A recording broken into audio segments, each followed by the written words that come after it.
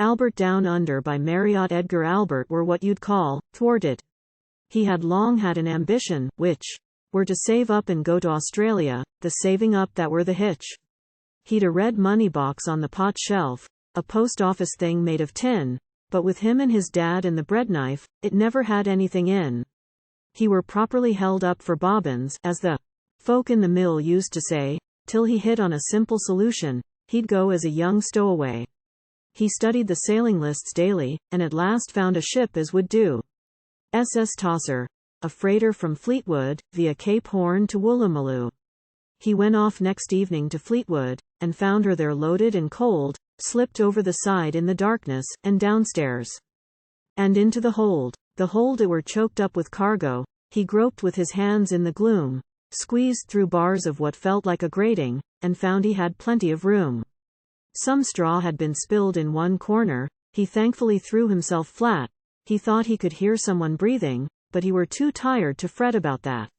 When he woke they were out in mid-ocean. He turned and in light which were dim, looked straight in the eyes of a lion, that were lying there looking at him. His heart came right up in his tonsils, as he gazed at that big yellow face. Then it smiled and they both said together, "Well, isn't the world a small place?"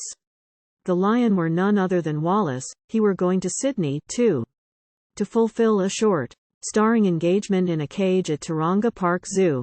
As they talked they heard footsteps approaching. "Someone comes," whispered Wallace. "Quick, hide." He opened his mouth to the fullest, and Albert sprang nimbly inside. Tour captain on morning inspection, when he saw Wallace shamming to doze, he picked up a straw from his bedding, and started to tickle his nose. Now, Wallace could never stand tickling. He let out a mumbling roar, and before he could do out about it, he'd sneezed Albert out on the floor.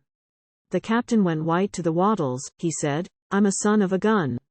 He had heard of beasts bringing up children, but were first time as he'd seen it done. He soon had the radio crackling, and flashing the tale far and wide, of the lad who'd set out for Australia, stowed away in a lion's inside. The key it were jammed with reporters, when they docked on Australian soil. They didn't pretend to believe it, but 'twere too good a story to spoil. And Albert soon picked up the language. When he first saw the size of the fruit, there was no more, by gum, now or, champion, it were, wacko, too right, and you beaut. They gave him a wonderful fortnight, then from a subscription they made, sent him back as a parcel for Britain, carriage forward, and all X's paid.